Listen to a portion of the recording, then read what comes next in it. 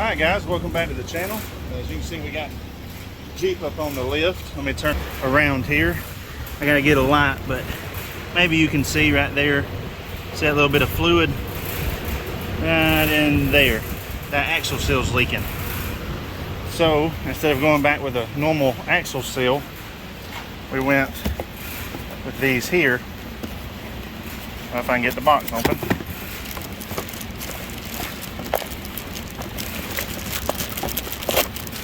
Made out of aluminum and rubber, and they're supposed to be a way higher upgrade. Greasable and everything. So you can grease right there for when they slide. So that's what we're going to be changing today on a 2015 JK. Okay, as you can see, I've got it up on the lift. I've got the tires off, and the first thing I do is I'm going to take this brake caliper bracket off and leave the caliper attached to it. So one easy way to make it easier when you go back is close up the caliper a little bit. You can prise on it like that. It's hard to do this one-handed. Anyway, just compress this just a little bit. And this right here is a 21 millimeter.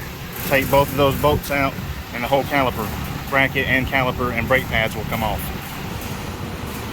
Okay, now that those are off, prop them up so all the weight isn't on your brake line, and be sure when you go back to put Loctite on your brake caliper brackets, bolts. And then you just remove the rotor, lay it over here out of the way. And the next thing you want to do is remove your hub assembly, which is these three bolts here, which are 12-point stars, inverted star bits, and you also want to remove your axle nut. Alright, I removed the axle nut, which is a 36 millimeter. And I removed the hub assembly bolts that I just showed you from back there. All three of them look like this. They take a 12-point 13 millimeter socket. Let's see if I can get mine off here to show you. 13 millimeter, but a 12-point. If you use a 6-point or anything like that, you'll ring them off. Alright, and then the next thing to remove is this little tiny Allen bolt that goes right there into your ABS sensor.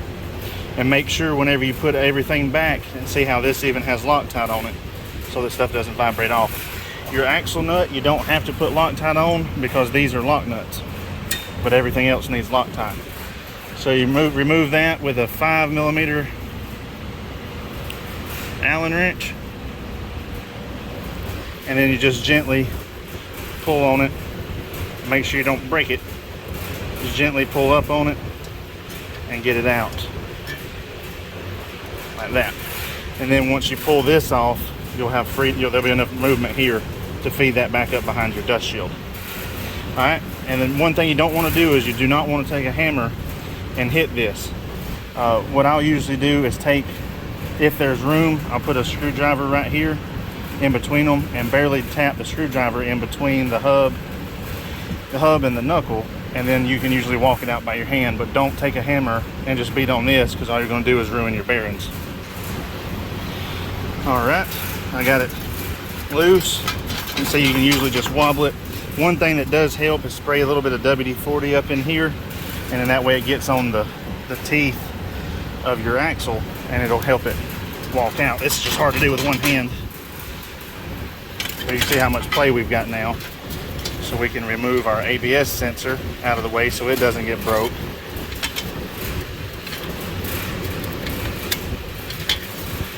And pull it to the side so it doesn't get hit. Let me lay the camera down and I'll get that out and I'll show you what's next. Alright, I ended up having to put some WD-40 on the teeth to get them to let go. And then I'm going to straighten this up. Okay, once you get your hub off, I couldn't hold the camera and do it too. All you do is just simply pull the axle straight out. Right here's the axle. And we're going to do, since it is leaking, that's why we went ahead and got those new seals for right here, because this little piece of plastic always lets dirt inside of the axle tube and can let it mess up this seal. So what we're going to do in the morning, I'm probably going to start tearing apart the other side, pull the chunk, and then we're going to replace this seal on both sides also. But for today, just so we can hold the dope that we still have in there for now, we're going to show you how to put this one in. And see, what this does is replace this little plastic collar so that it seals tight and doesn't let dirt into the axle to get up against your axle seal on the inside. So see, it pinches tight around the axle, and it's also greasable. And grease goes up inside that little pocket so that this can keep the dirt and everything out. So since we're going ahead and replacing the axle seals, and we found these, we thought we'd go ahead and replace these at the same time. Okay, I got both sides in, as you see.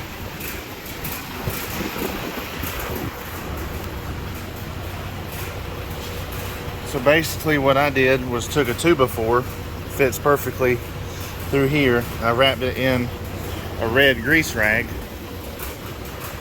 and took a hammer and just barely tapped the 2x4 out here, because these are in there tight, and that tapped it right in and we're good to go.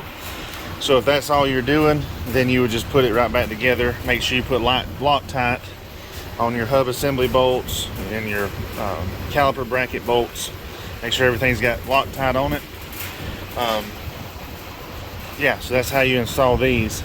But since we've got our inner seals are leaking, or on that side, we're gonna go ahead and replace both. So I'm gonna stop the video on this part here, and then I'll do another video on how to change your seals. So yeah, those things seem to be pretty cool. So yeah, if y'all have any questions or anything on it, just comment below and I'll respond back. Yeah, it's a pretty straightforward install. Should keep a lot of dirt and mud from getting inside the axle housing and just piling up on the axle seals. So yeah, all right, well, until next time, like always, y'all have a good one.